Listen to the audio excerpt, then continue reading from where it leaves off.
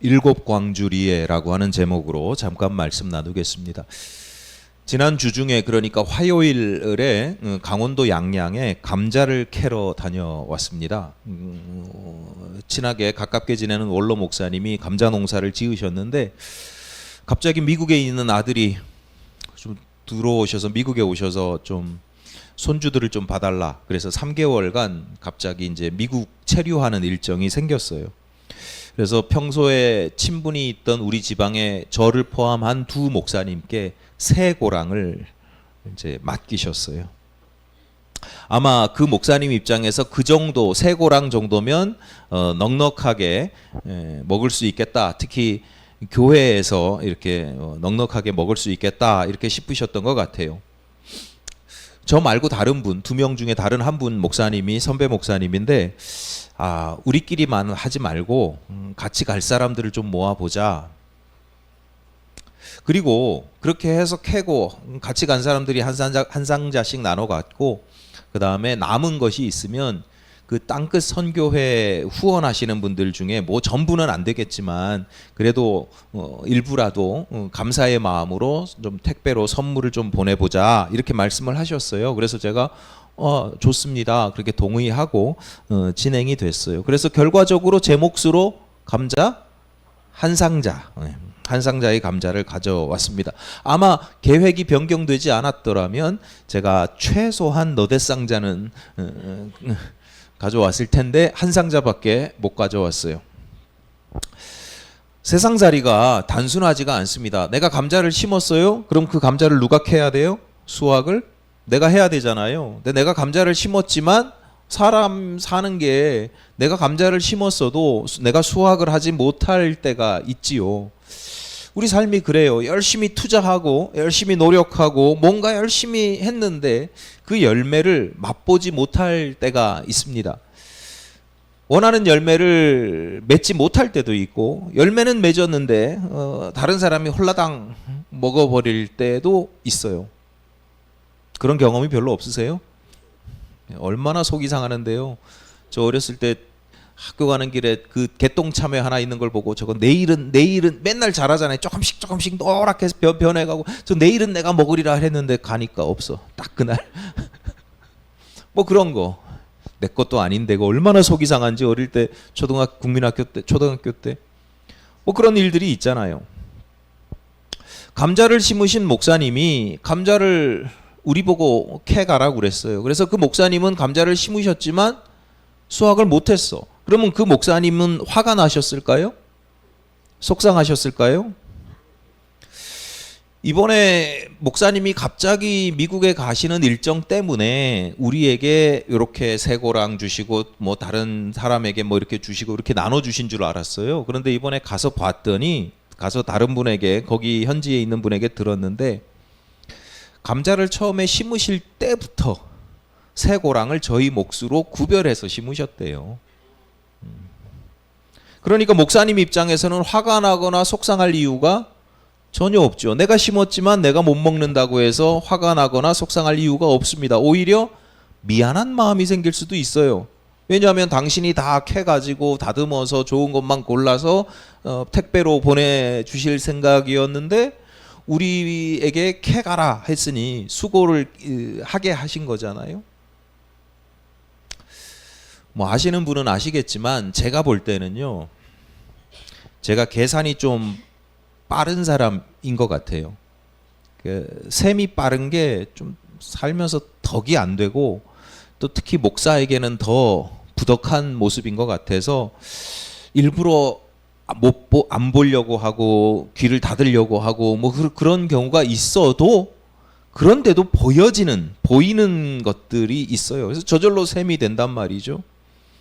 뭐 이번에도 마찬가지예요. 결과적으로 감자를 한 상자를 얻었어요. 이 한 상자를 얻기 위해서 2시간 반, 3시간 차를 타고 가고, 1시간 반 동안 흙밭에서 흙을 묻혀가며, 한 10분 지나니까 얼마나 더운지 그냥 온몸이 땀으로 막 젖어가면서 땀을 뻘뻘 흘려야 했죠. 제가 가만히 생각해 보니까 계획할 때부터 야 이거 한낮에는 캘 수가 없겠다. 해 지는 저녁 해지기 전이나 해 뜨기 직전에 캐야 되겠다라고 생각을 하니까 1박을 해야 되겠더라고요. 그래서 숙소를 구해서 1박 2일 하고 그 현지에 계시는 전도사님이 계시는데 그분에게 빈손으로 갈 수가 없어서 또 부부제과에서 피칸파이 하나 사가지고 마음이라도 제가 차를 얻어 타고 갔거든요. 동탄에서 출발하는 차를 얻어 타고 갔는데 또 운전을 제가 얻어 타고 갔으니까 운전하시는 분에게 돈을 드릴 수는 없어도 이것저것 또 사드려야죠. 뭐 오는 길에 뭐 이렇게 사드리고 대충 계산을 하더라도 감자 한 상자를 내가 마트에서 사서 먹는 게 훨씬 이익이잖아요. 아마 그 비용, 그 가운데 들었던 비용이나 시간을 고려하면 10상자도 살 수 있을걸요. 요즘에 이제 감자철이니까 좋게 구별된 거 다 좋은 것만. 그래서 결과적으로 저는 허탈하고 속상했을까요? 뭐 죄송한 일이지만 이제 그렇게 갔다 온 다음에 이제 막 비가 오고 막 이래가지고 그 다음 날 이제 그 감자를 이제 좀 소분을 해가지고 아까 말씀드렸듯이 땅끝 선교회 후원 회원들한테 이렇게 일부 보내는 일들을 제가 아닌 아까 그 다른 목사님하고 사모님이 감당하셨어요. 이제 우체국을 통해서 이제 택배를 보내는 일을 하는데 그날 따라 비가 그게 목요일이에요. 목요일 날 비가 얼마나 옥수같이 쏟아지는지 비를 쫄딱 맞으신 모양이에요. 감자가 비에 젖으면 안 되니까 비에 젖어서 가는 사이에 또 썩고 이럴 수 있으니까 그 감자를 이렇게 비 안 맞히려고 이렇게 하다 보니까 그 비를 다 맞으신 모양이에요. 그래서 생쥐처럼 물에 빠진 생쥐처럼 쫄딱 비 맞은 모습을 보면서 사모님이 그 목사님한테 이렇게 말씀하셨대요. 이렇게 비를 맞으면서도 감자를 나눠주는 일을 기쁘고 행복하고 즐겁게 할 사람은 당신하고 김치국 목사뿐이라고.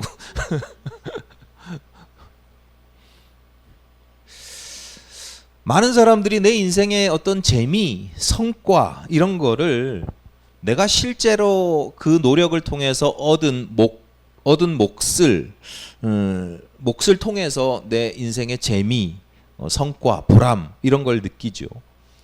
이게 뭐 옳다 그르다의 문제가 아니고 이건 현상입니다. 자연스러운 현상이니까 이건 뭐 옳고 그름의 문제가 아니에요. 제가 셈이 빠르다고 그랬잖아요. 셈을 좀 한다 그랬잖아요. 제가 셈을 하는 것 같다. 계산이 좀 빠른 것 같다. 제가 빵을 만들잖아요. 예를 들어서 빵을 하나 만들면 재료비가 예를 들어서 1,300원이 들어가요.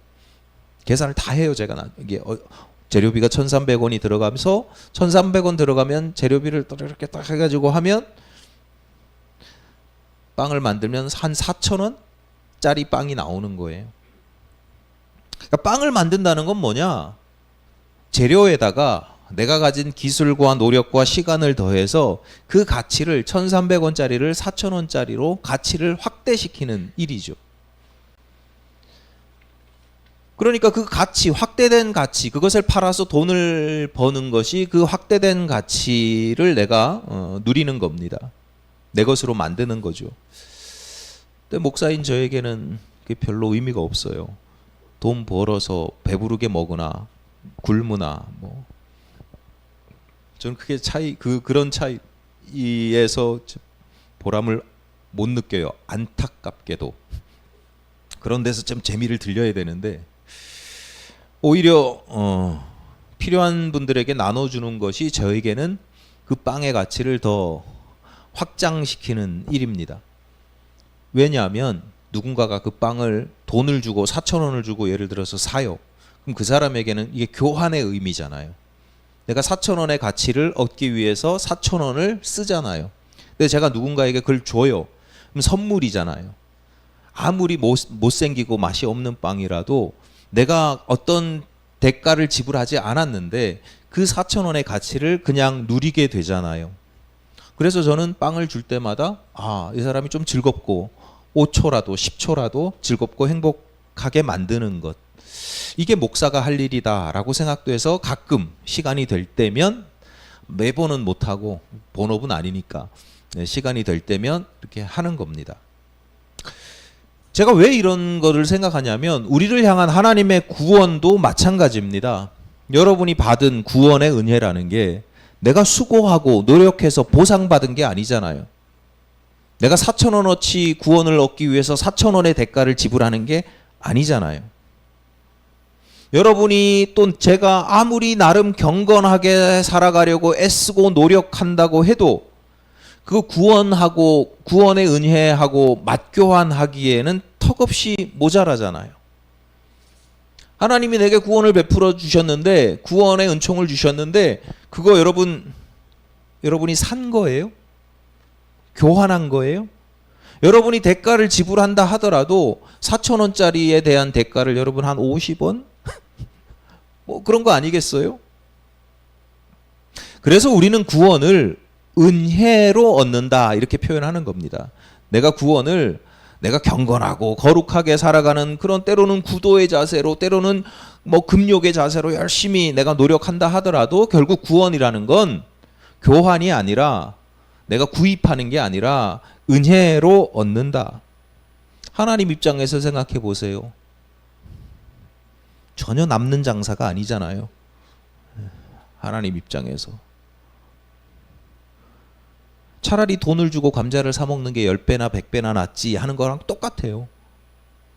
하나님이 구원의 은총을 베풀려고 보니까 참 지지리도 더럽고 부정하고 내일마다 넘어지고 연약하기 짝이 없고, 그런데 구원을 베풀어 주시거든요.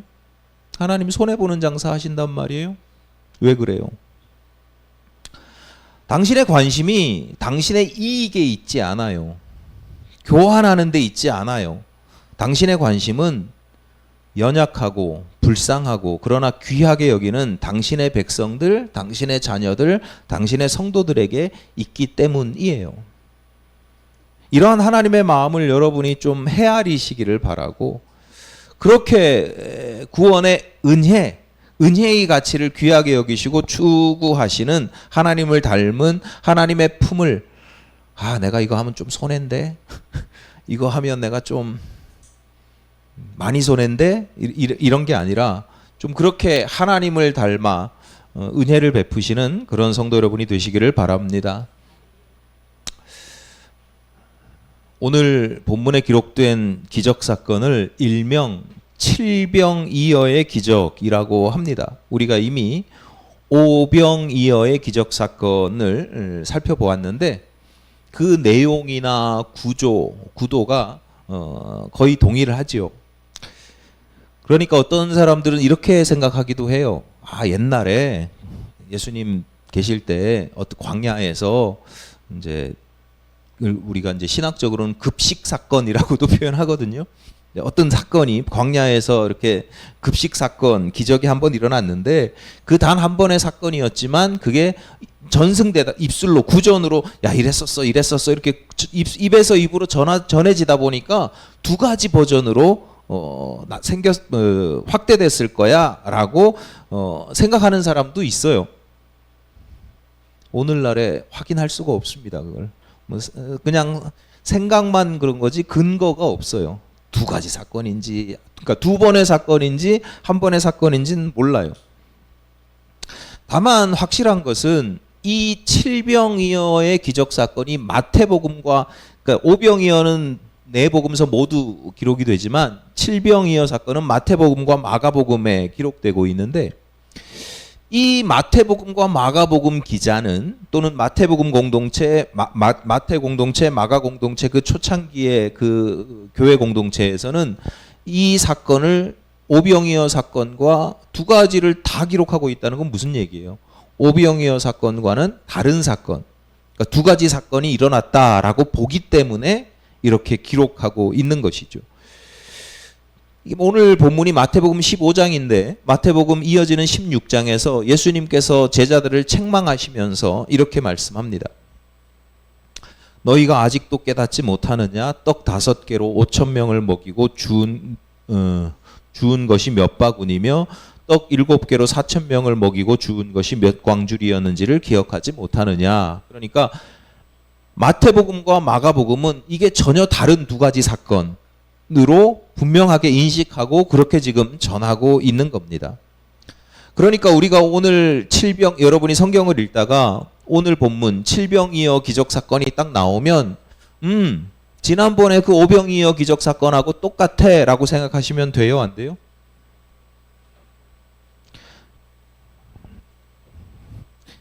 비슷하지만 다른 사건이에요. 무슨 얘기냐? 제가 왜 다른 사건 이런 말씀을 드리냐면 각 사건이 갖는 의미도 비슷하지만 다른 면이 있다 없다? 있다.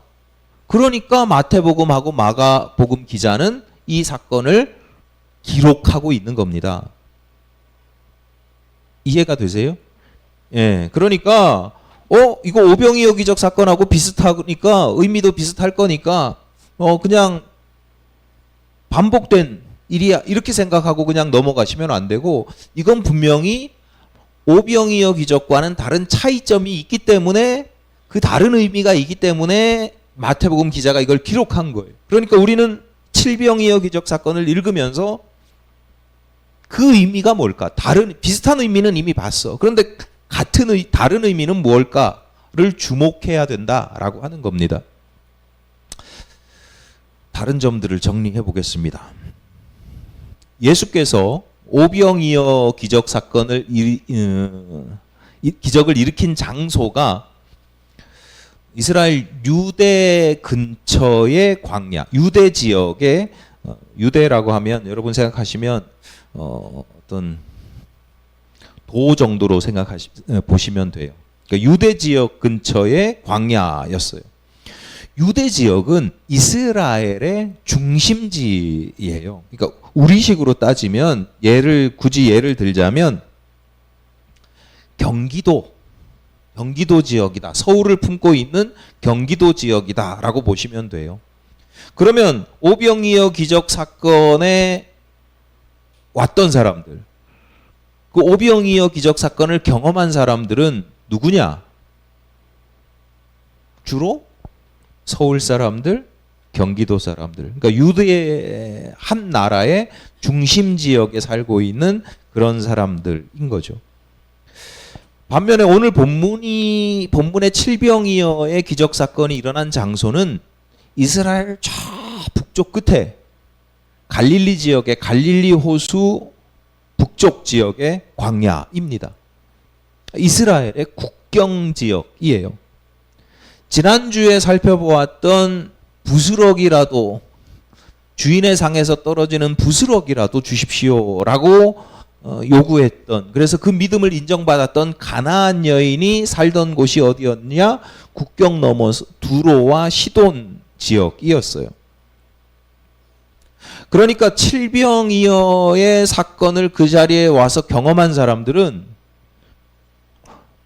유대인들이라 하더라도 그 국경 지역에 살고 있는 유대인이고, 그리고 그 국경 너머에 이방인들, 유대인들이 보기에는 이방인들이 그 사건을 경험한 대다수의 사람들이다. 기적이 일어난 장소가 광야라고 하는 점에서는 동일한 의미를 갖지만, 그러나 구체적으로 지리적 차이가 있고 이는 그 기적을 경험한 구성원들에게도 차이가 있다. 유대 광야에서는 정통 유대인들, 어떤 부자들, 그러니까 비교적 잘 사는 사람들, 그러니까 뭐 광야까지 쫓아오신 분들이 잘 사는 사람들은 아니겠지만 그래도 저 국경 변두리 저 이방인들보다는 좀 다른 차이가 있는 거죠. 그러니까 정통 유대인들이 오병이어의 기적을 경험했다면 빼박 이방인들이, 이건 이방인일 수밖에 없는 사람들이, 유대인들이 다 거기로 가서 기적을 경험하진 않았을 거 아니에요. 그러니까 이건 빼박 이방인들이다라고 볼 수밖에 없는 거죠. 오늘 본문 사건 전체적으로 보이는 숫자의 차이도 마찬가지입니다. 숫자가 조금씩 달라요. 그래서 사람들은 이거 기억이 오류, 기억의 왜곡 뭐 이렇게 생각해서 같은 사건이 5병이요, 7병이요 이렇게 생각하기도 하지만 그게 우리 입장에서 봐서 그래요. 우리 입장에서 보면 그 숫자의 차이가 그냥 숫자의 차이로만 보이지만 마태복음을 읽는 사람들, 그러니까 정통 유대인들 입장에서는 그 숫자가 가지는 의미 또는 상징이 그냥 저절로 눈에 들어옵니다. 이런 거예요. 여러분 요즘도 엘리베이터를 타면 4층을 뭐라고 표기해요? F라고 돼 있잖아요. 이상한 거 아니에요? 아니 숫자 4를 보면서 죽을 4를 연상시키는 여러분 그래요? 우리 시대가 그렇게 많이 지났거든요. 그런데도 옛날 사람들은 숫자 4를 보면서 발음이 똑같은 죽을 4를 연상시키기 때문에 엘리베이터가 지금이야 막 흔하고 뭐 안전하지만 점검도 잘하고 그러지만 예전에는 좀 위험하다고 생각을 하니까 숫자 4를 통해서 죽을 4를 연상시키면 엘리베이터 탈 때마다 찜찜한 거예요. 우리가 숫자 4인데 저는 어릴 때부터 이해가 안 됐어요. 왜 그거를 죽을 4자랑 연상이 되지? 근데 그러시더라고요. 어른들은 기분 나쁘대요. 그런 거예요. 유대인들에게 오병이어라고 할 때 숫자 5, 5 하면 연상되는 것이 있습니다.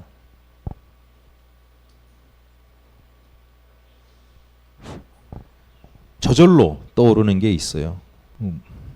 모세 오경이에요. 창출 레민신. 우리는 이렇게 모세 오경, 창세기, 출애굽기, 레위기, 민수기, 신명기 이렇게 이야기를 하지만 유대인들은 그 5가지 책을 토라라고 이야기를 하고 토라라고 하는 게 뭐냐면 성경이라는 거예요. 성경. 하나님의 말씀. 그러니까 정통 유대인들에게는요. 다른 시편 예언서 이런 건 성경이 아니에요. 딱 토라가 성경이에요. 그리고 그 토라 성경 필사본, 토라 필사본이 있는 회당이 있고 비싸니까 이거 한 수억 원 했을 거예요. 돈으로 요즘 가치로 따지면 옛날에 이게 양피지에다가 쓰는 게 쉽지 않으니까 그게 있는 회당이 있고 없는 회당이 있을 정도로 토라를 굉장히 중요하게 여깁니다. 거룩하게 여기기도 하고요. 그러니까 오 하면 그 사람들은 자연스럽게 우리가 신앙하는 우리가 믿음의 기본으로 삼고 있는 토라를 떠올려요. 반면에 숫자 7 하면 떠오르는 게 뭘까요? 우리가 숫자 6은 사탄의 마귀의 숫자고 7은 하나님의 숫자고 이건 오늘날 얘기고 정통 유대인들 그 시대의 유대인들은 숫자 7 하면 이스라엘을 둘러싸고 있는 주변 민족들의 숫자를 의미해요. 실제로 7민족만 있었던 건 아니거든요.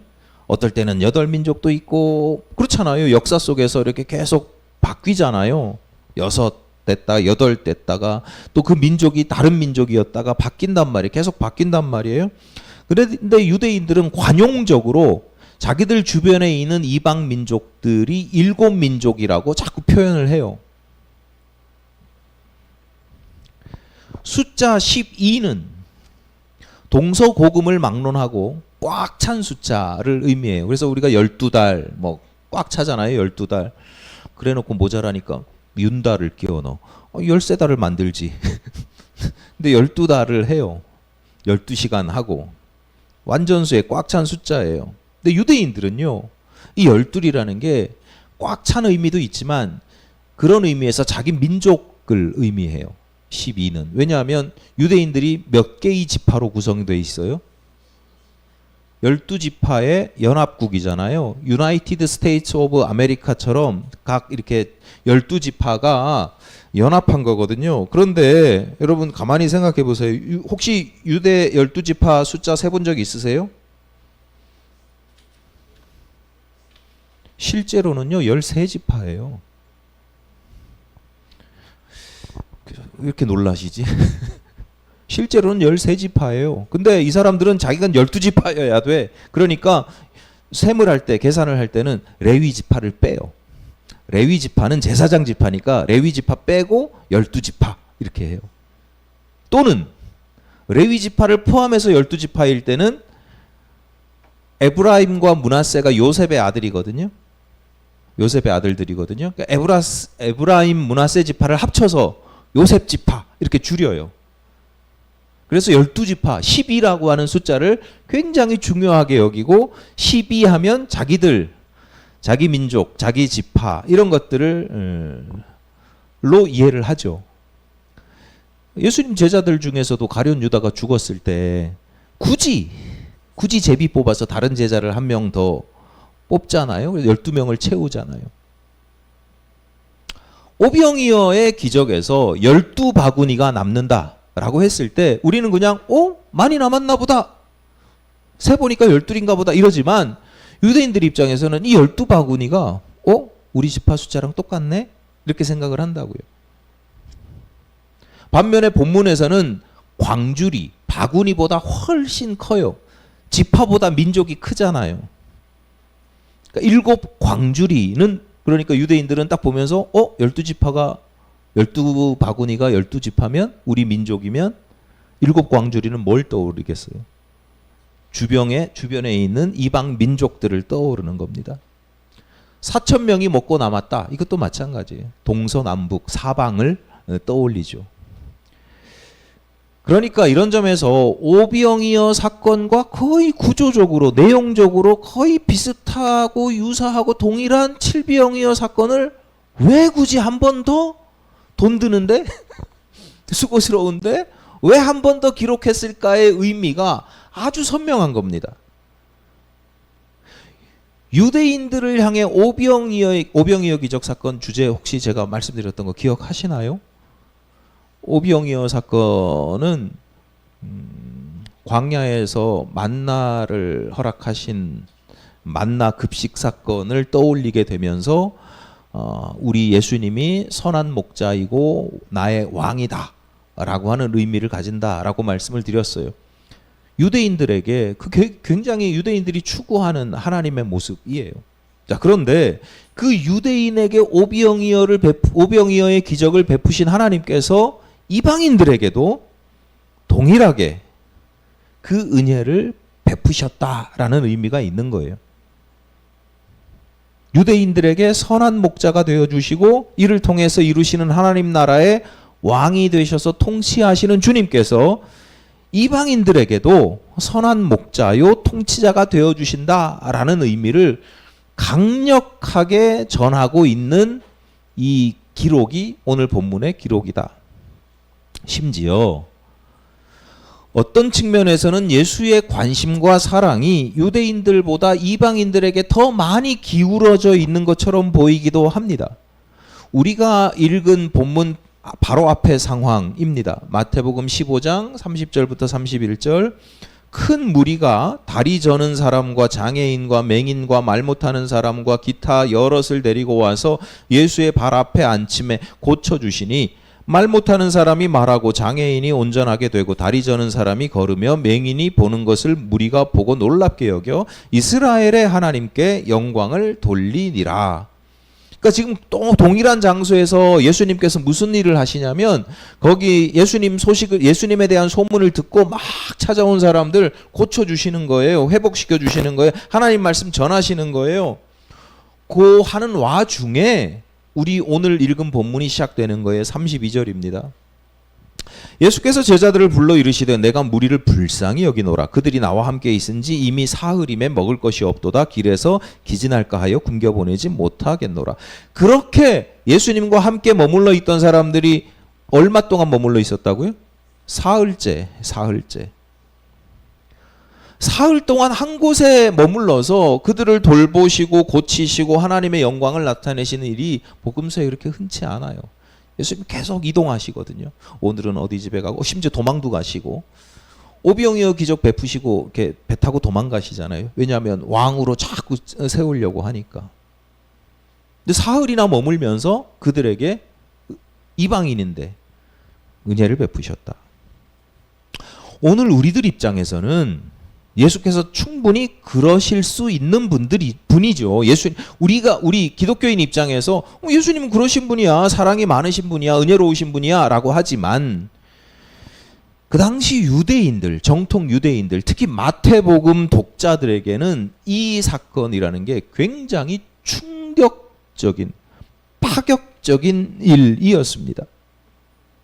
자신들은요, 평생, 아니 대를 이어서 아버지, 할아버지, 증조 할아버지, 고조 할아버지, 그 위에가 뭐지?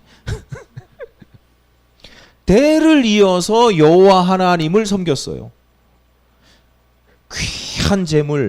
귀한 예물을 정성스럽게 절기 때면 바쳤고 율법을 철저하게 지켰고, 때로는 내가 하나님 열심히 믿어보겠다고 율법에서 규정하지 않는 기호식품 같은 것에도 11조를 계산해서 내가 더 철저하게 하나님 잘 믿을 거야, 뭐 그런 사람들도 많았었어요.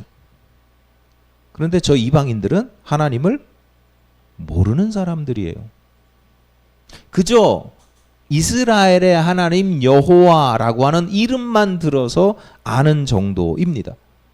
그러니까 그들은 하나님을 안 믿은 사람들이 아니고 나름 그들의 우상을 섬겼고, 그리고 그들의 문화에서 유대인들이 보기에는 우상을 섬기면서 막, 그 당시 우상을 섬긴다는 건 자식도 막 불에 태워 죽이고, 이게 끔찍한 일이죠. 유대인들은 자식을 제물로 안 삼잖아요.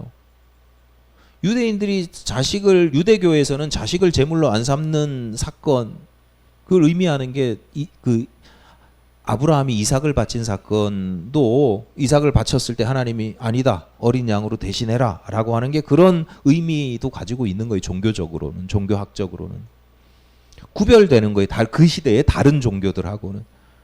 뭐 급하면 내가 살려고 그러면 적들이 와서 죽이려고 그러면 아들도 제물로 바치는 게 그 주변 사람들의 모습. 그러니까 유대인들이 보기에 좀 미친 매음하고 종교적 매음, 막 그 이방 사람들은 그 우상, 그들이 신을 섬긴다고 하는 게 그들의 성소에 가서 그런 것도 하고. 그러니까 이스라엘 사람들이 보기엔 저 사람들은 문화적으로, 신앙적으로 굉장히 타락하고 수준이 낮은 사람들이고 아주 천박하고, 그런데 그들에게도 하나님께서 동일한 구원을, 심지어 더 풍성한 은혜를 베푸신다. 이해가 되겠어요? 유대인들 입장에서. 여러분, 그런데 이런 모습이 오늘날 우리라고 다르지 않아요. 이미 오래전 이야기이긴 한데, 시골교회에서 신앙생활 열심히 하시던, 열심히 절에도 다니고 보살님도 찾아다니고 뭐 하시던 분이 이제 교회가 탁 생기니까 어떤 계기로 신앙생활을 열심히 하시던 할머니 권사님이 어느 날 갑자기 예배에 참석하지 않으시는 거예요. 그래서 목사님이 신방 가셔서 무슨 일이 있으십니까? 그랬더니 직전 주일의 설교 때문이에요. 설교 내용이 뭐냐? 십자가에 달리신 예수님 옆에 강도가 같이 달렸잖아요. 그 중에 한 강도가 주님, 저를 기억해 주십시오. 그랬더니 예수께서 오늘 밤에 낙원에 나와 함께 있으리라 이렇게 말씀을 한단 말이에요. 평생 범죄자로 살다가 심지어 십자가 처형을 같이 받을 정도로 아주 흉악무도한, 극악무도한 그런 범죄를 저지른 죄인이 죽기 직전에, 숨 넘어가기 직전에 회개하니까 천국을 간다고? 나도 그래야지. 그러면 내가 교회 열심히 다닐 이유가 뭐가 있어? 숨 넘어가기 직전에, 죽기 직전에 회개하면 되는 거 아니에요? 여러분, 이 할머니 권사님이 지금 이야기하는 건, 목사님께 항의하고 교회를 안 간 건 내가 그렇게 처세를 해야 되겠다 이 이야기가 아니에요. 이 할머니 이야기는 뭐냐면 하나님 공정하지 않다는 거예요.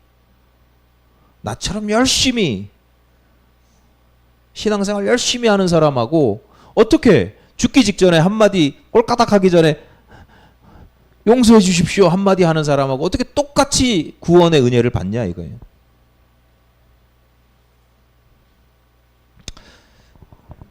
제가 앞서 계산이 빠른 편이라고 말씀은 드렸습니다만 가만히 보면 저보다 더 하신 분들도 많아요.